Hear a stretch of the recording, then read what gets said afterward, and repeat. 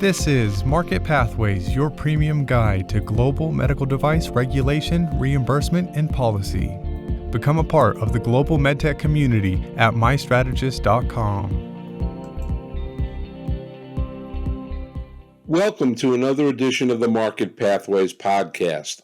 I'm Steve Levin, Editor-in-Chief of Market Pathways, and today's discussion takes us into an area we don't venture into very often, and that is the intersection of geopolitical affairs and Medtech. The reason we decided to do this podcast at this point in time is that what we're seeing is those two areas starting to diverge.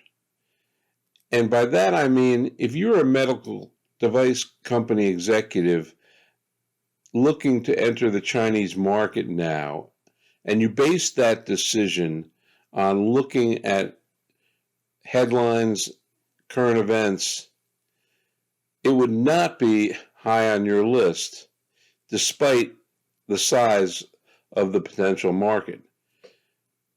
We've seen recent sanctions by both the Trump and Biden administrations on China, one of the few areas that the two administrations had in common, including most recently, we just saw the Biden administration issue a new executive order to ban private equity, venture capital, and joint venture investments in certain technologies like advanced semiconductors and quantum computers, and also require Americans doing business in China to inform the U.S. government about direct investments in artificial intelligence and other types of semiconductors.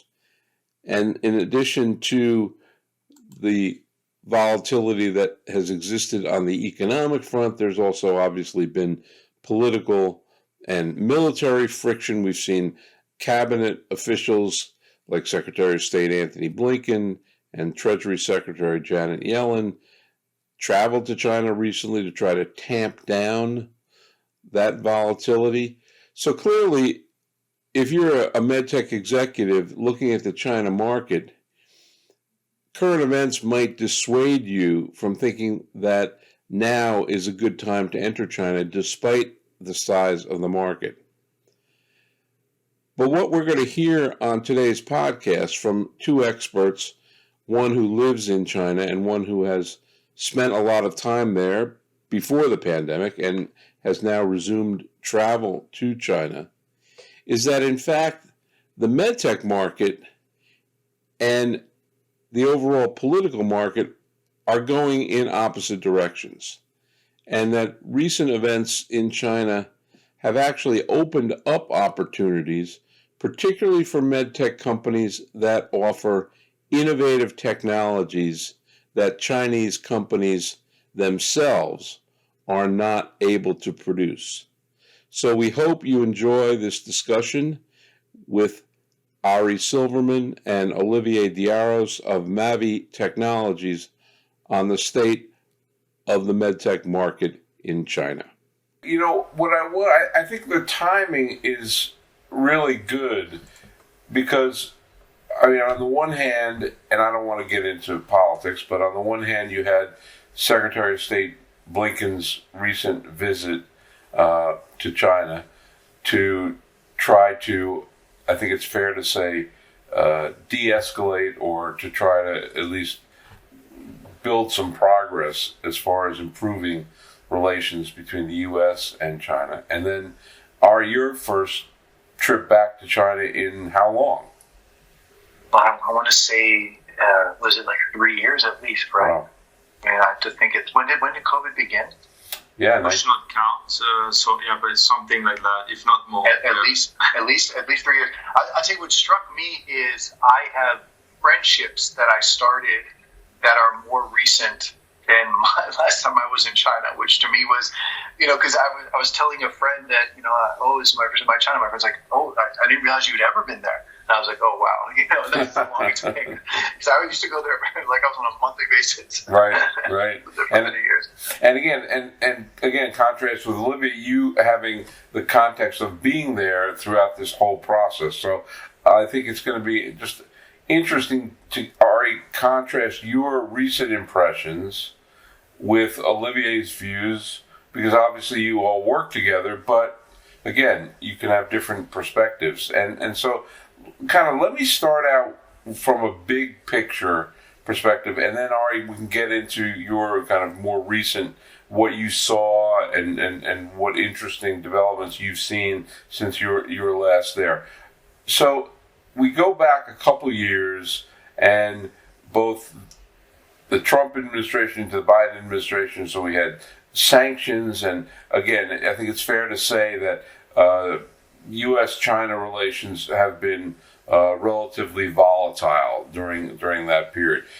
But you contrast that, and this has always been striking to me, the Medtech situation has been quite different.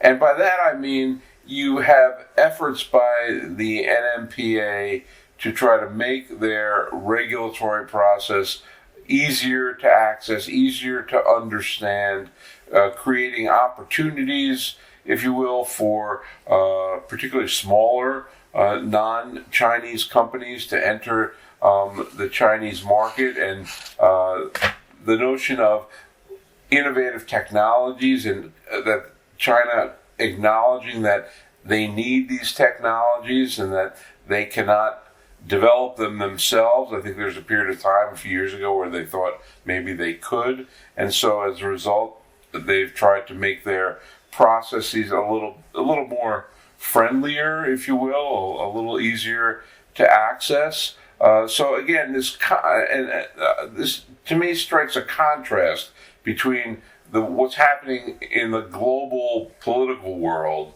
and what's happening in the medtech world.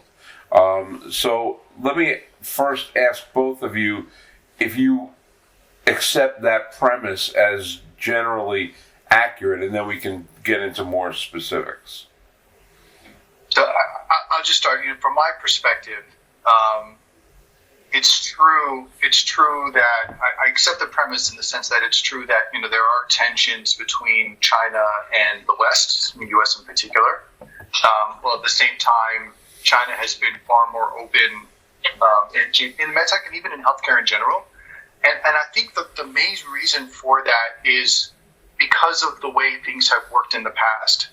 And what I mean is, in the past, it was always, Chinese innovation, Western innovation to China, and Chinese money outside to, acquire or pay for that innovation. And from a Chinese perspective, healthcare is a social good. It's a very important good in both at the social level, but also at the political level, and keeping the fabric of society together. It's always been important. And so the notion of bringing in innovation to China has always risen as a priority on any 5-year plan, on any speech. And so therefore, despite the tension that exists, the notion that you're bringing innovation, even if it's coming from the West, if you're bringing healthcare innovation into China, you're very much aligned with the government priorities and mandates. You're very much aligned. And that's what they'd like to see. So as long as it's innovation, coming in and raising the quality of care, therefore building up medtech leaders, Chinese domestic medtech leaders, which are focused on more innovation, moving up the value chain, you're very much aligned with the government agenda. And so that's why it may seem like there's a tension, but actually there's no tension. Because in both cases, there is still tension for many topics, but the notion of innovation coming into China for healthcare, there's never been tension. I think, and we can talk about this, but one of the questions in our mind is that flow of, it was only innovation, healthcare innovation coming in. I think that's changing on a couple of different ways, and for a couple of different reasons. We can talk about that. But so the question is, how will that affect? What will be the reception is unclear. But in terms of making and everything you pointed to, like, aligning regulation so that it's easier to bring things into China, I think that will always be welcome, because you'll always be aligned with government agenda if you can demonstrate that whatever you're doing is raising the quality of healthcare in China, then you're aligned with government agenda. Mm-hmm. And Olivier, is that your perspective as well? Yeah, I support Ari's view. I will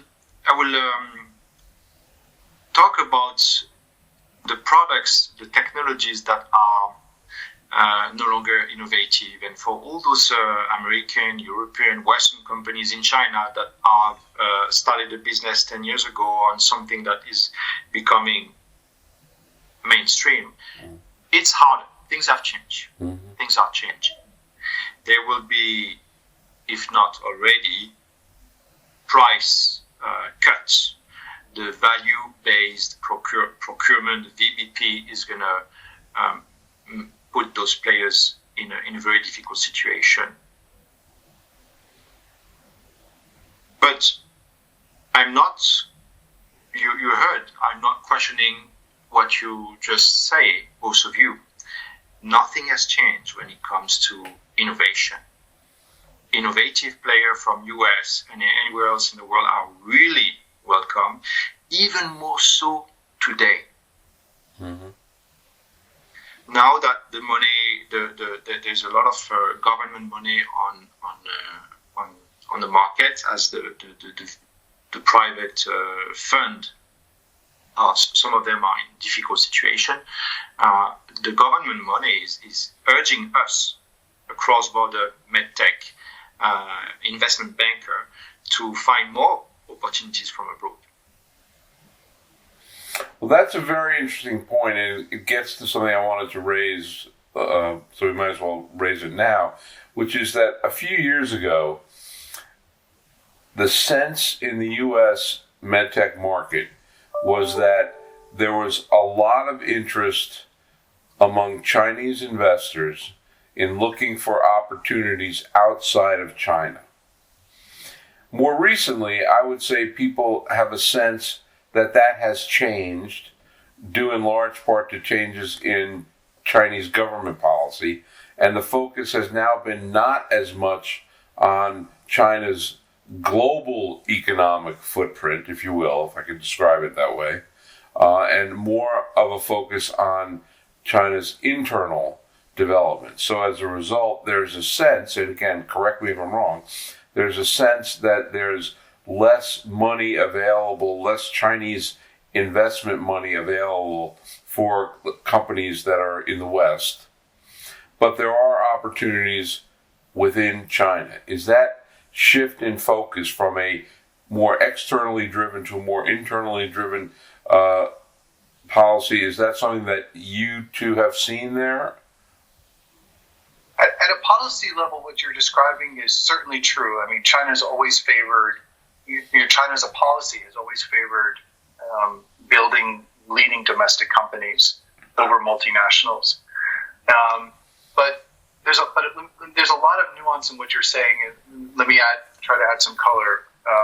So on the one hand, I think as Olivier and I both said, there are Chinese players continue to want to acquire innovation out, and bring, and even if that's from outside of China, to bring it in. So that continues. Although there may be a sense right now that it's less because because of the current state of the market today, and Chinese corporates, players, investors are far more picky as to which innovations they want.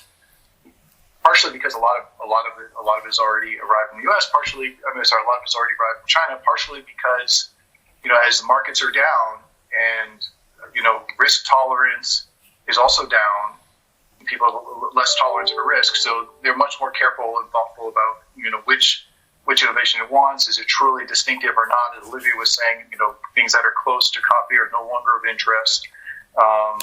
And investment committees, really want to see real differentiation and with low risk. So I think that's not a reflection of policy.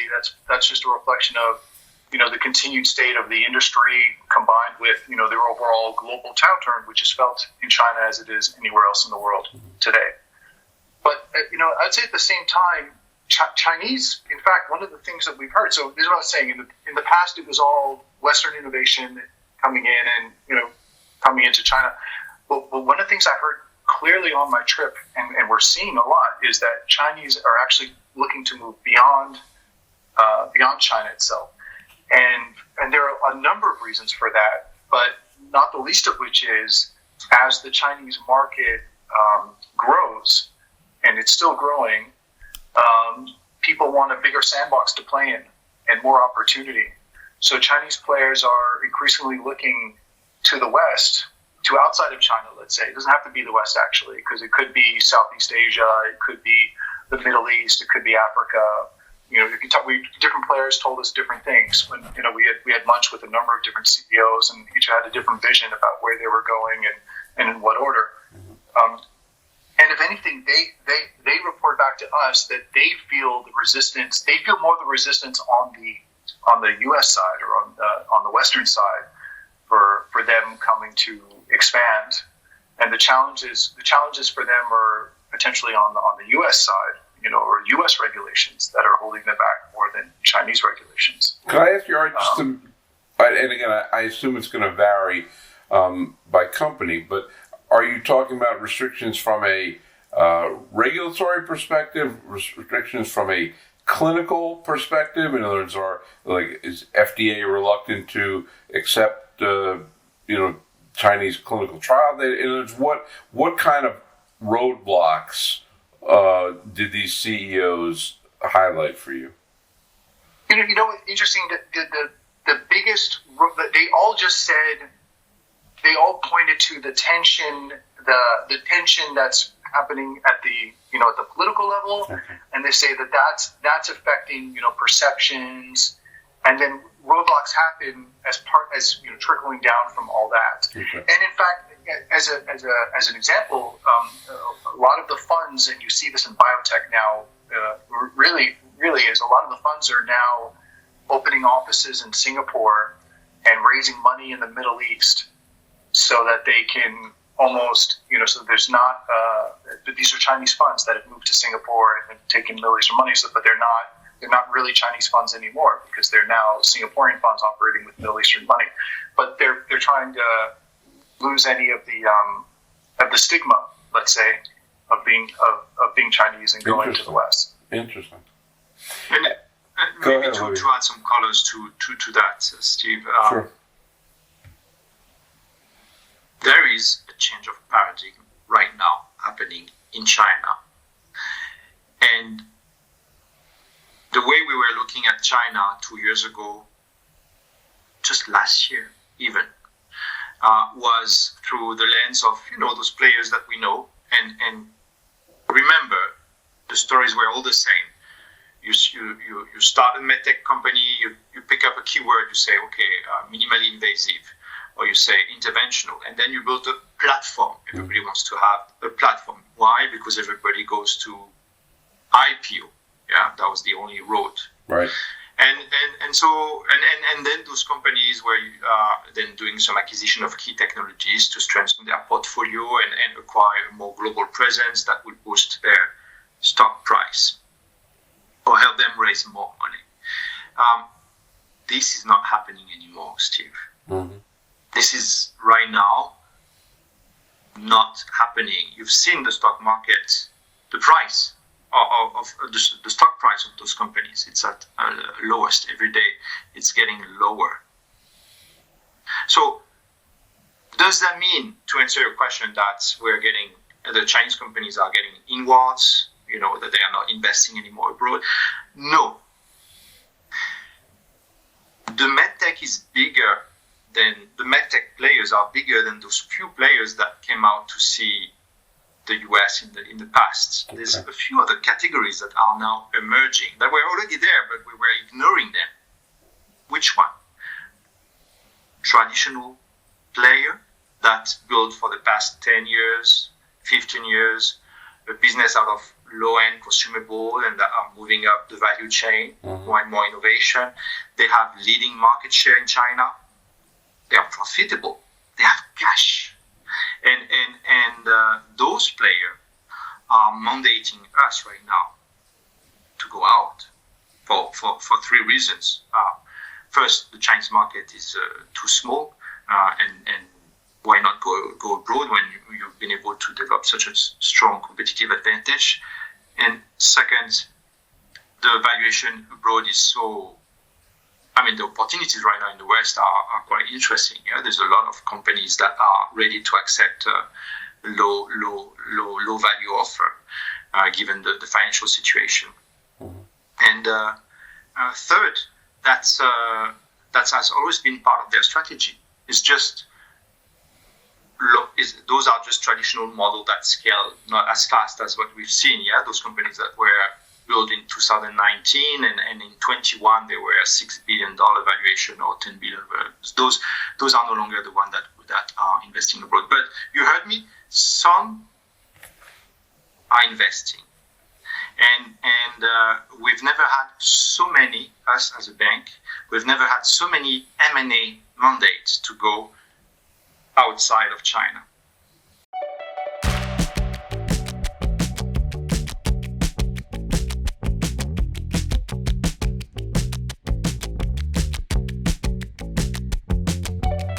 Hey everyone, I'm Joey Brenneman from Offscript Health, and we are excited to introduce you to Offscript Health's latest podcast series called Before We Die, the world's best podcast about the medtech industry.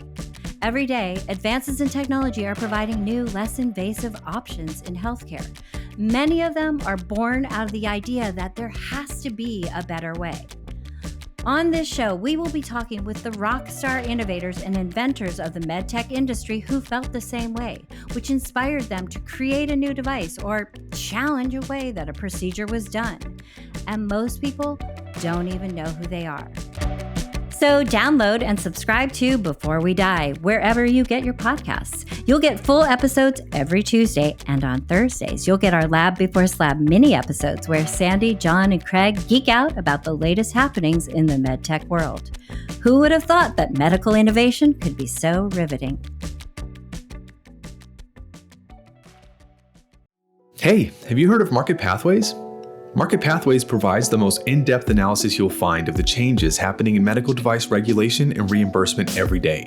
They address the complexity in regulatory affairs and beyond by helping you digest and contextualize technical topics like Medicare and MDR. Visit mystrategist.com/trial today to start your free 5-day trial to Market Pathways. Again, that's mystrategist.com/trial for 5 days of online access. There's another issue that I wanted to raise to see if you had found any changes, either on your trip or Olivier, whether you've seen changes over time, which is, and that is the whole notion of, on the one hand, it seems clear that the traditional way for Western companies that have innovative technologies to access the Chinese market really required a Chinese partner. And we can talk about, and we have in the past, the different forms that can take, whether that is a JV or whether it's a Chinese company. It could take another different forms, but you require a partner. The other, I think, on the flip side of that is, if you have the NMPA trying to be more receptive or open, or lower the barriers, however you want to phrase it, for Western companies with innovative technologies to access China, one of the big burdens has been this need for a Chinese partner. So my question is, have either of you seen any changes taking place that would make it easier for Western companies with innovative technologies that would be attractive in the Chinese market to go this on their own without a Chinese partner, or has that status quo not changed? In other words, would you still advise a company to have a Chinese partner if you have an innovative technology you're looking to introduce to China? And sorry, just to clarify your question before we answer, Sure. when you say company, what size company are we talking about? Yeah, I mean, I'd say I'm really talking about a small to mid-sized company, not really a multinational. Yeah, because a small, mid-sized company who's looking to take a greenfield approach to China would be a very expensive endeavor, right? To have to build from scratch. So if you're talking a company with limited resources and the amount it would take to invest to really properly win in China, it feels like it's going to be tough to make that make sense relative to a company's other priorities. It almost feels like, again, unless you have like deep pockets, you're almost required to work with a partner who has already a footprint and capabilities, because otherwise, just on expense alone, it would be very tough. And then that's just basic level one. But then level two, of course, is what we were saying is locals are highly preferred. And so, I mean, if you have enough to, as Olivier is saying, we're getting mandates from players, but sizable players with who can afford an acquisition, who are exploring buying local players. I think that's a very viable way to go, because you're buying the whole structure, you're buying capabilities, you're buying footprint. That feels far more feasible than trying to build it from scratch, from the ground up. So you could partner, or if you had enough cash, you could buy. Mm-hmm. But to build, I think is a tough proposition in terms of time and money. But I don't want to close without asking a general question for both of you, which is, given what we talked about, which was, because we've talked about the evolution of kind of where things were, where they are now, I think I'd be remiss if I didn't ask you how you think this is going to affect the future direction of medtech in China. And it's because again, we've talked about different trends. Some are not strikingly different. Some have just kind of evolved over time. So let me just close by asking both of you, where do you think things are heading in terms of medtech in China? And when I say medtech in China, I'm not just talking about internally. I'm talking about also potentially the impact of Chinese medtechs on the global medical device industry. Either one of you can start. Whichever one of you wants to jump in. I feel like I've been talking for a while. What I'm doing is I'm gonna let my colleague take on the difficult question first. Well, I'll start with the basic, and then maybe remind everyone that actually a lot of things are changing right now. What is not changing is that there is 1.5 billion people here, and that 30% of that will have 60 years old before 2040. So you made the calculation. I said 30% of 1.5 billion. This is equals to half a billion. Half a billion of people will be over 60 years old, and most of them will belong to the middle class. Okay, so that's it, and that's a strong fundamental. Another thing that is not going to change, because the beauty with the Chinese government is that there's a long-term vision that is usually here to last. Right. Is that healthcare technology, medical technology will always be on the top of the government agenda. Investment, company, country direction. So I think Ari and I have still a lot of work to do. and now I think that we need to change the way we look at the Chinese market. However, I've said there's a change of paradigm here. I mentioned the fact that, and Ari used the word laggards, and yes, the new players, the old players, and something is happening right now that is really changing the landscape. It doesn't mean that Chinese are getting inward. We've said, and I will repeat, there will be players that are going to surprise you overseas. Maybe not the one that you're used to, but new one. And that's the question we're asking ourselves. Yeah, who are going to be the Olympus, the Hitachi, the Terumo that are going to emerge? Mm-hmm. Maybe something like that happened in different way in Japan, where things get a bit more mature after a crisis where you need to consolidate. Yeah, mm-hmm. So that's my take. Well, that's very interesting. Yeah. My sense is you're going to see a lot more M&A. We're already seeing a lot more M&A, both in terms of our mandates and our work. You're going to see a lot more M&A, especially in this environment right now, because it's a buying opportunity. Prices are low. Mm-hmm. So for those who have cash, this is a good time to spend it. And I would say that's one. I think second is you're going to see China is going to be, and China will remain, as Olivier said very well, China will remain an opportunity, but you're going to see increasing Chinese presence outside. And one of the things we ourselves are trying to figure out is, where exactly that's going to happen, what's the best way to do it, and our cross-border work. Our cross-border work, so far has dominantly been Western innovation coming to China and Chinese money coming out to the West. Right. I think as we look in the future, that some of that will continue, as Olivier says, and I've said, both, that will continue. As long as healthcare remains a priority, innovation. As long as healthcare innovation remains a priority, you will continue to see that. But now you will also see Chinese innovation coming out for maybe Western money coming in. You may also see Western money coming in to buy Chinese players to as their new means of participating in the market. You may see more Chinese players coming out just to buy not just innovation but entire companies to increase or to grow footprints. And so I think you're going to see. I think the cross-border thesis is evolving and broadening. So that's very interesting. And again, I don't want to take us on too long, but the cross-border thesis, when you talk about,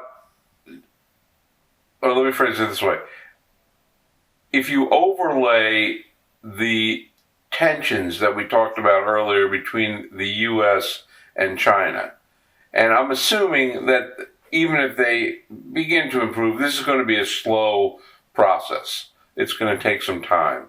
So do you see China then in this cross-border approach that you're describing, starting to look to other, whether it's Europe, whether it's Southeast Asia? Again, yes. Yeah, okay. Yes, and yes. And I'll answer. So first of all, I'll strengthen your question by first of all saying I don't think this tension's going away at all. You see two global leaders, and that's just the reality. Right. China and the U.S. are strong global leaders, and no matter who's the president, Trump was a little bit, stronger in some sense on China, but now Biden, but it doesn't matter. Whoever the next president is, there's going to be tension. Mm-hmm. You've got two global economic powers, vying on the global stage, but that I think still as on the one hand, you'll still see Chinese players participating in the U.S., and maybe that means that they're going to need to localize a little bit more. Just how Western players are trying to localize more in China. Mm-hmm. You might see them going to localize more. I've already given you the example of the Singapore readjustment, and then and so we're seeing different tactics. So you're going to see that. But you're also going to see that it's not just about, maybe it's more about Europe, maybe it's more about Southeast Asia first. We've also heard about Middle Asia as also as the next strategy. So I think different players are, as many of the players are now recognizing that to grow and the opportunities beyond just China, many are right now figuring out the priority markets that they will enter, and U.S. is not necessarily the first one, but it won't be ignored either. Interesting. And the strategies may need to evolve for a little bit how they do it. And I would just also close, at least from a Chinese perspective, the challenges seem to be, of this tension seem to be more coming from the West than it is from China. At least that's my sense from talking to both sides. In other words, while Western innovation is welcome in China, although it is tough to compete if you're not a local, but certainly, in terms of bringing in Western innovation, that will continue not to be a problem. And and therefore doing deals for Western innovation will not be a problem. But I think maybe from the U.S. side, which frankly we don't know as well, but we do hear that the concerns of the tension seems to maybe more coming from the U.S., and I think that's going to force the Chinese to evolve in how they go about doing this. Interesting. We hope you enjoyed this discussion on the current state of the medtech market in China. For a more in-depth version of this interview, take a look at the July-August issue of Market Pathways. And thanks again for listening to the podcast. We hope you enjoyed that episode. Your support is valuable and makes us better. Please remember to leave a review and rate Market Pathways on Apple Podcasts or wherever you happen to listen.